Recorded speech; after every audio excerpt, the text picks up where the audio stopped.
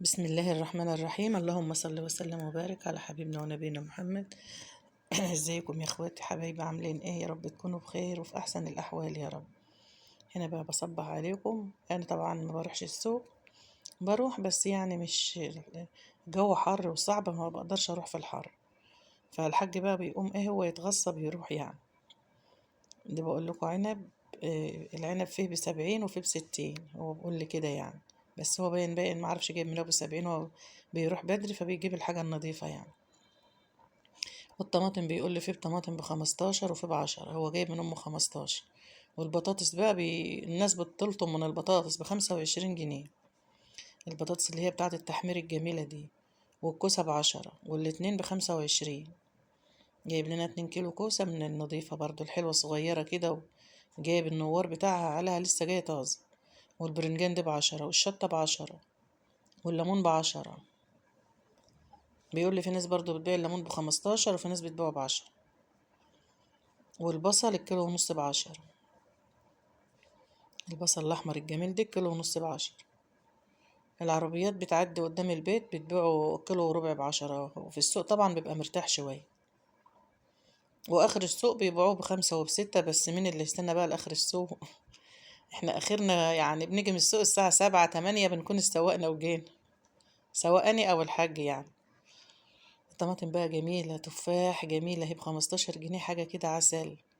بيقول لي فيه ب10، بس لقيتها طرية كده ما عجبني، قلت له كنت هات منها اطبخها كده واضربها في الخلاط وعينها في الفريزر بتبقى جميلة. قال لي لا، ما مرضاش اشيلها بحتها انت.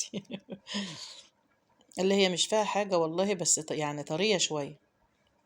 انا لو رحت بقى كنت هجيب منها والله، يعني كنت هجيب من دي ومن دي، اجيب طماطم جامدة عشان التلاجة والسلطة والكلام ده، واجيب. والتين بيقول لي ب60 جنيه التين اهو، والعنب ب60 وب70 برضه. هو بيقول لي انا جايب العنب ب70 والتين ب60، كيلو تين ب60 جنيه اهو. وده برضه كيس تاني، يعني هو جايب 2 كيلو، كل كيلو لوحده. وده البطاطس مشكلة، البطاطس دي 4 كيلو بطاطس، الكيلو ب25 جنيه، يعني ال4 كيلو دول ب100 جنيه لوحده. الله المستعان، ربنا يعيننا ويعينكم ويعين كل واحد على حاله يا رب.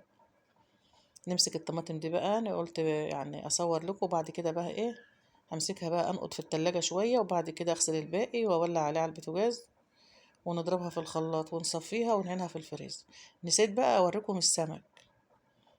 كان جايب لنا سمك، وانا كنت غسلته عشان الجو حر، حطيته في التلاجة، قلت لما ابقى ايه اجي انضفه، لو سبته بره التلاجة طبعا الدنيا حر وهيبوظ.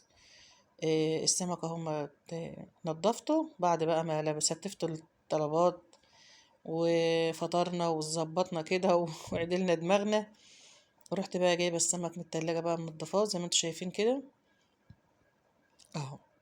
انا ما بنضفش اي حاجه بره، كل حاجه بعملها في البيت الحمد لله. هنا نضفته بقى كده وغسلته بطحينة وطماطم وخليته زي الفل. هنقليه يعني، بنحبه مقلي.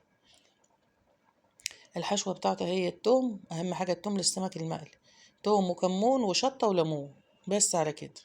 ورشيت عليه شوية ملح كده من بره عشان ايه، يشرب من الملح كده ويبقى ايه حلو. حطيته بقى نص ساعة ولا ساعة في التلاجة لغاية ما تيجي ايه، تجهزي الغدا. والنار على السمك المقلي لا بتبقى عالية ولا بتبقى واطية، بتبقى متوسطة عشان يستوى معاكي، بالذات اما يكون السمكة ملانة كده وظهرها ملان، تهدي عليها النار. هنا بقى كنت بقلي على قد انا واحمد ومحمود، والحاج حشت له السمكتين الكبار دول، حطيتهم له في التلاجة لما ايه، بيجي يتغدى هو اخر النهار يعني. وكده يا حبايبي بقى الفيديو بتاعنا خلص، ولو عجبكم بقى الفيديو لايك واشتراك وكومنت حلو منكم. حبايبي تسلموا لي، بحبكم في الله يا اغلى واعز اخوات. هنا بقى كنت تعبت ما قدرتش، قلت بس خلاص على كده انا جهزت لكم الاكل وانتوا هاتوا بقى وكلوا. يلا حبايبي في رعاية الله، واشوف وشكم على خير. وما تنسونيش من كومنتاتكم الجميلة ودعواتكم، حبايبي تسلموا لي.